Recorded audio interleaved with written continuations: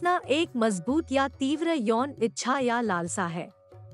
इसमें किसी व्यक्ति की शारीरिक विशेषताओं या यौन उपलब्धता के साथ एक शक्तिशाली आकर्षण या जुनून शामिल हो सकता है, और यह अक्सर शारीरिक उत्तेजना और यौन इच्छाओं को पूरा करने की इच्छा के साथ होता है। वासना एक प्राकृतिक और सामान्य मानवीय अनुभव है और कामुकता की एक स्वस्थ अभिव्यक्ति हो सकती है जब यह सहमति और सीमाओं का सम्मान हो। हालांकि जब यह अत्यधिक होता है या बेकाबू हो जाता है, तो यह समस्याग्रस्त व्यवहार और नकारात्मक परिणाम जैसे कि यौन व्यसन, बेवफाई या दूसरों का वस्तुकरण हो सकता है। समस्याग्रस्त वासना पर काबू पाने में विभिन्न रणनीतियां शामिल हो सकती हैं, जैसे अंतर्निहित कारकों की पहचान करना, जैसे कि अनसुलझे आघात या चिंता, और चिकित्सा या अन्य प्रकार के पेशेवर समर्थन के माध्यम से उन्हें संबोधित करना। स्वस्थ यौन सीमाओं और प्रथाओं का विकास करना, जैसे कि सुरक्षित और सम्मानजनक यौन प्रथाओं में संलग्न होना और भागीदारों के साथ संचार, भी कामुकता की सकारात्मक अभिव्यक्ति का समर्थन कर सकता है।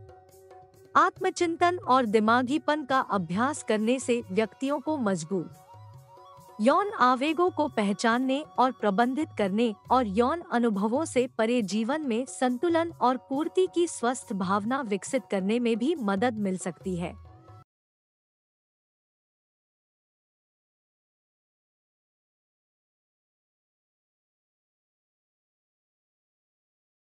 एवं बुद्धि पर बुद्ध्वा संस्त्व्यात्मान्मायम्ना जहि शत्रु महाबाहो कामरूप दुरासिदम। अध्याय 3 श्लोक 43। कृष्ण अपनी बात समझाते हुए कह रहे हैं, हे अर्जुन, इस प्रकार बुद्धि से बेहतर अर्थात सूक्ष्म, बलवान और अत्यंत श्रेष्ठ आत्मा को मान। बुद्धि से अपने मन को वश में कर, और हे महाबाहो, तू इस कामरूप दुर्जय शत्रु यानी इनविंसिबल एनिमी को मार डाल। बुद्धि से मन को वश में करना है। अगर मन वश में हो गया तो आप इंद्रियों को भी वश में कर देंगे। जब मन और इंद्रियां आपके वश में हैं, तो फिर उसका अगला कदम होगा आत्मा के पास पहुंचना। आत्मा परमात्मा का ही एक रूप है, और आपकी बुद्धि आपको आपकी आत्मा के करीब पहुंचा सकती है।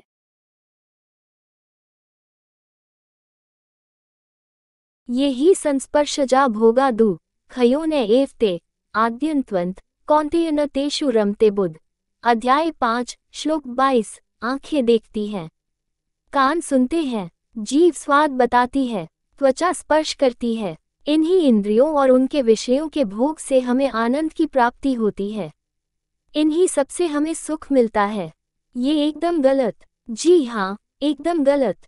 हम ऐसा समझते हैं कि इन सब इंद्रियों के भोग से हमें सुख मिल रहा है।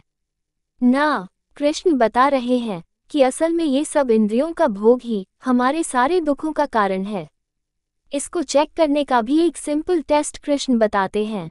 कुछ अच्छा खाने का स्वाद तभी तक है जब तक आप खा रहे हैं। कुछ अच्छा सुनना भी थोड़ी देर तक ही आनंद देता है। इसलिए दोस्तों, इंद्रियों के सारे आनंद नाशवान हैं, यानी कि खत्म हो जाते हैं।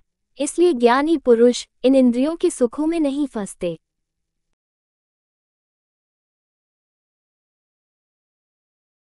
श्री भगवान उवाच कामश क्रोधश रजोगुण समुद्भव महाशनो महापापमा विद्येन्मह वैरणम। अध्याय 3 श्लोक 37। श्री भगवान कहते हैं, रजोगुण से उत्पन्न होता है काम, और काम में से निकलता है क्रोध अर्थात गुस्सा।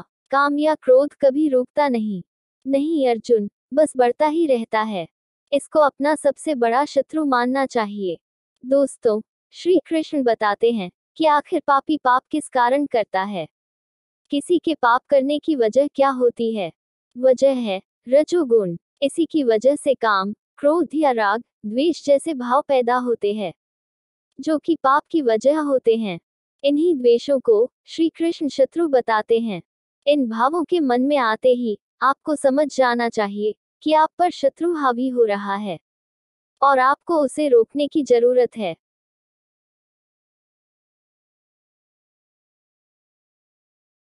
तस्मात् त्वमिन्द्रियाण्यदो नियम्य भरतर्षभ पापमान प्रजहि ज्ञान विज्ञान नाशनम। अध्याय 3 श्लोक 41। हे अर्जुन, तू पहले इंद्रियों को संयमित कर, इस ज्ञान और विज्ञान का नाश करने वाले महान पापी काम को कुछ भी करके बलपूर्वक मार दे। कृष्ण अर्जुन को सलाह देते हैं दोस्तों कि इससे पहले ये काम, क्रोध जैसे शत्रु तुझ पर कब्जा कर ले, तू अपनी इंद्रियों को वश में करके अपने काम क्रोध को मार दे। ये काम और क्रोध ही है जो हमारे अंदर मौजूद ज्ञान को खत्म कर उसमें शंका भरते हैं, हमें हमारे रास्ते से भटकाते हैं। कितनी ही बार आपके साथ भी होता होगा कि कोई जरूरी काम करते हुए आराम करने का मन करता होगा। बस यही वो समय होता है दोस्तों जब आपको अपनी इंद्रियों को वश में करना होता है।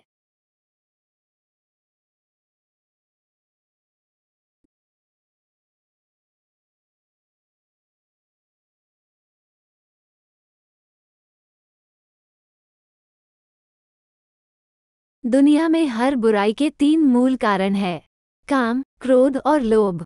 इन तीनों को कृष्ण नरक के द्वार बता रहे हैं।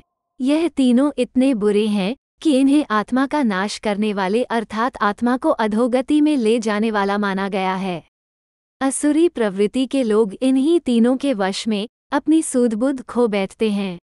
काम, क्रोध और लोभ आपसे हर वो चीज करवाते हैं जो आपको नहीं करनी चाहिए। शारीरिक तौर पर भी और मानसिक तौर पर भी दोनों कष्ट इन तीनों से ही शुरू होते। इनके चंगुल में फंसने के बाद कोई विरला ही होता है जो नरक से बच पाता है। अगर आपको अपना जन्म संवारना है तो दोस्तों तीनों को त्याग दीजिए।